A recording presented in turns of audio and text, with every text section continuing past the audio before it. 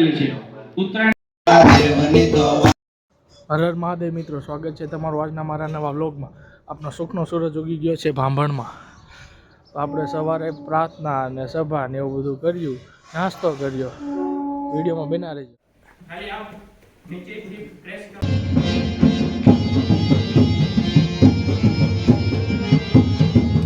નીકળી ગયા સિલિન્ડરનો બાટલો। આપણે સાંસ્કૃતિક કાર્યક્રમની તૈયારી કરી રહ્યા છીએ, જેમાં લાલા મૂવીનું કરી રહ્યા છો। અરે કોડા, જેના જ્યાં પૈસા દેવાના છે ન્યા દે ને। એ કાઢે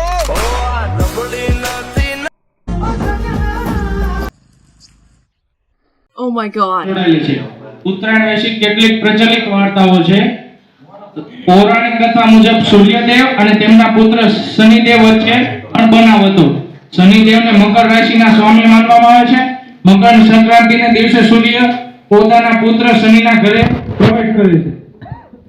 મૃત્યુ પામનાર વ્યક્તિ મોક્ષ મળતો નથી, તેથી ભીષ્મ પિતાએ 58 દિવસ સુધી બાણની પથારી પર રહીને રાહ જોઈ।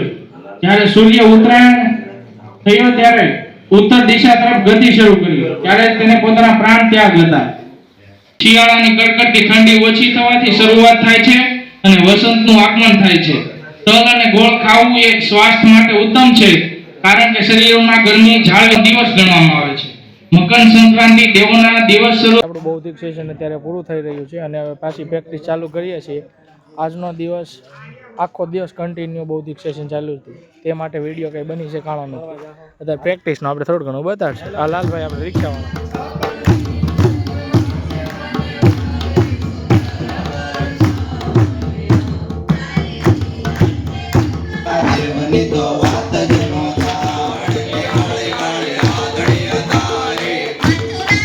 રાત્રિનું ભોજન કરી લઈએ। કેમ છો મિત્રો? આજનો દિવસ આખો દિવસ કન્ટિન્યુ સતત સાંસ્કૃતિક કાર્યક્રમનું ને બૌદ્ધિક સેશનમાં ચાલો ગયો, જેમાં આપણે ક્લિપ મૂકેલી જ છે, જોઈ શકો છો તમે। એટલા માટે વ્લોગને બહુ આજે લંબાવ્યો નથી। મળીએ ફરીથી નવા વ્લોગમાં, એટલે કે ડે 6માં। આજે ડેનો 5મો દિવસ। ડે 5ને અંતર જ લઈ જતા હવે આપણે ડાયરાની મોજ કરીશું।